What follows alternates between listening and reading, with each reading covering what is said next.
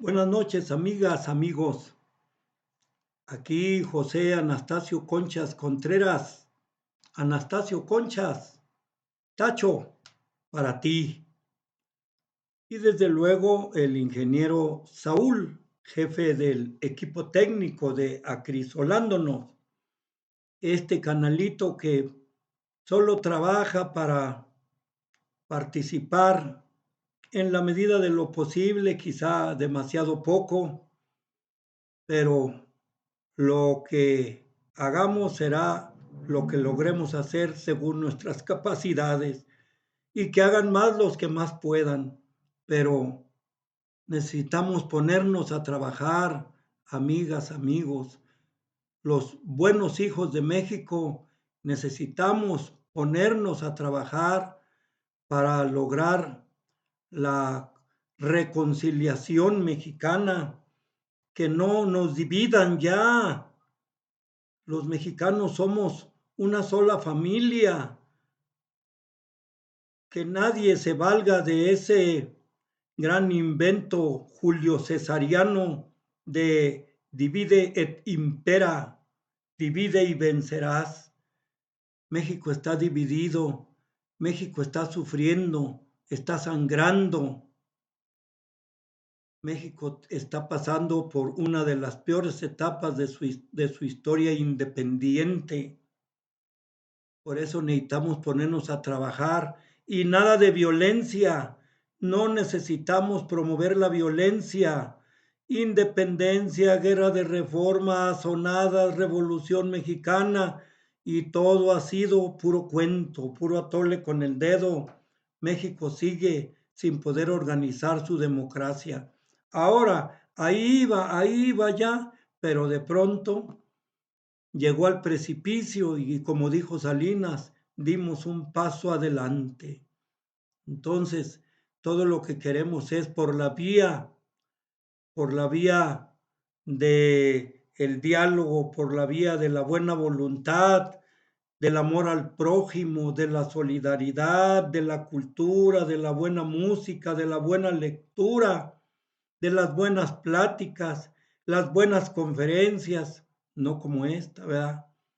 Bueno, a veces me consuelo cuando recuerdo haber estado una vez en Puerto Vallarta, Jalisco, en un ciclo de conferencias y hubo una frase que me gustó mucho y yo dije, un día la voy a decir yo cuando esté dictando una conferencia. Dijo el titular, dijo, el buen conferencista no es aquel que aclara todas las dudas de su auditorio, lo cual es hasta imposible. El buen conferencista es aquel que despierta las dudas en su auditorio para que luego investiguen, para que luego se documenten en su afán por despejar esas dudas. Me pareció fabuloso y si un servidor, el equipo de Acrisolando nos logra eso, nos daremos por bien servidos, amigas, amigos.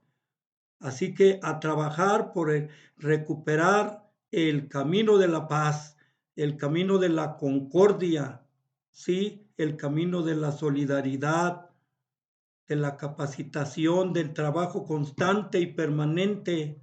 Díganmelo a mí, tengo 64 años trabajando, empecé a la edad de 8. Así es, y he trabajado toda mi vida prácticamente desde que empecé a hacer uso de mis facultades mentales y físicas. Desde pequeño, ayudante de pescador, ayudante de agricultor, chofer, y en fin, y estudié una carrera y siempre he trabajado y sigo trabajando. Me dicen, ya retírate a gozar de tu patrimonio que has forjado. ¿Y qué? ¿Quieres que ya me muera tullido, entumido? No, mi amigo, hay que permanecer activos. Bien, recuerden que dentro de nuestro ciclo filosófico empezamos con la lógica, iniciada hace 5.000 años, aproximadamente en Babilonia y Egipto. No está definido dónde fue primeramente, pero se identifica esas dos culturas y luego fue enriquecida por los griegos, los chinos, los hindúes, unos 3, 4, 5 siglos antes de Jesucristo, entre 4 y 5 siglos. Y luego ha venido siendo enriquecida por grandes pensadores. Ocioso sería ponerme a mencionarlos porque voy a dejar de mencionar algunos, una por ignorancia y otra por falta de espacio. Hablamos de la lógica, pues, la manera de aprovechar nuestra inteligencia, pensando, reflexionando metódicamente, sistemáticamente. En el siguiente videoblog hablamos de la ética, ahora sí, creación griega, se le achaca o se le adjudica, mejor dicho, a Sócrates como el padre de la ética. Esa, esa ciencia es toda una ciencia que estudia la manera, los valores fundamentales para entender y aprovechar mejor la moral, porque ahí entre ética y moral hay una confusión muy sutil de hilitos muy finos y ya hablamos de la ética. La ética es realmente individual, pero cuando estudia la moral, la ética se enfoca a explicar bien los fenómenos sociales que se generan con la cuestión moral en la convivencia diaria de una sociedad. Y también la ética no habla, no se refiere, no engloba los grupos sociales, solo explica la moral. Y la ética realmente solo es de aplicación individual, es de explicación general sobre los principios fundamentales de la moral, pero solo se aplica el término ético para las actividades de una persona, de cada persona en particular, por ejemplo, del doctor, del licenciado, del profesor, del ingeniero, que actúan debidamente y conforme a las normas sociales, a la convivencia social, a la aceptación social. Entonces la ética se aplica más a lo individual que a lo social en cuanto a la actividad cotidiana. Y la moral sí engloba tanto la acción individual como la acción social. Y hay otra diferencia más, la ética realmente son valores, conceptos universales, fundamentales, que prácticamente no cambian, salvo nuevos descubrimientos, nuevas concepciones, pero la ética prácticamente no sufre cambios. La moral sí, porque la moral se basa en las costumbres de las personas, en las costumbres de los pueblos, se basa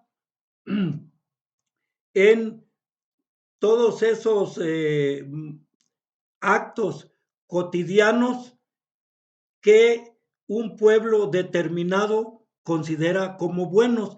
Fíjense, por ejemplo, en África hay pueblos donde las mujeres solo se cubren de la cintura para abajo, usan una faldita, de la cintura para arriba están en topless, vamos a decirlo así.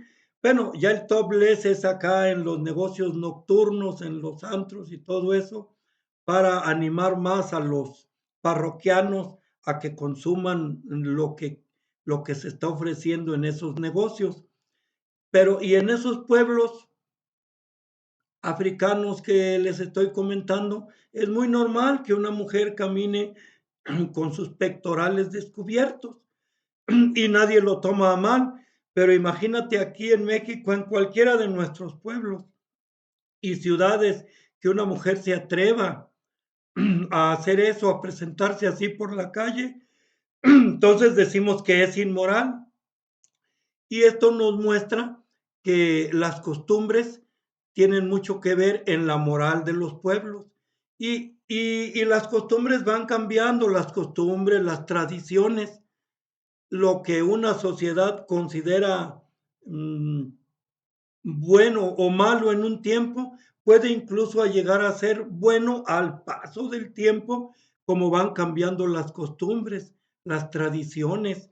Luego, la moral también es afectada por las creencias, sobre todo las creencias religiosas. Todo, ya ven cómo anteriormente había nada más una religión en respecto del cristianismo y luego ya se ha venido disgregando en otras creencias que, por ejemplo, en el catolicismo no ir a misa se considera moral y religiosamente malo.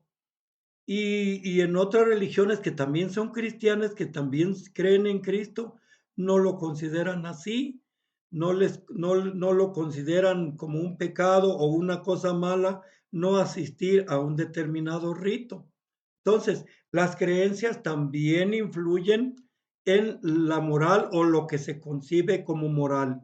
Pero la verdad es que todos los pueblos persiguen los fines morales en sus conductas diarias, individuales y sociales, buscando la felicidad y principalmente buscando que la convivencia diaria, la convivencia social de unos con otros pueda llevarse de manera apacible, de manera tranquila, de manera que pueda existir lo menos posible la violencia, tanto verbal como física. Entonces, estos tres conceptos, lógica, ética y moral, son conceptos que vale la pena seguirlos estudiando, que los enriquezcas en lo poquito que aquí platicamos para mejorarnos como personas. Ojalá luego los pudieran compartir por esta misma vía para todos acrisolarnos, enriquecernos como personas, como sociedad y evitar esas violencias, esas manipulaciones, esas simulaciones que tanto daño nos están haciendo como país. Es lo que quisimos comentarles en esta ocasión. Ojalá lo enriquezcan, ojalá les sirva de algo y no nos queda más que agradecer el favor de su atención y decirles que hasta la próxima, amigas, amigos.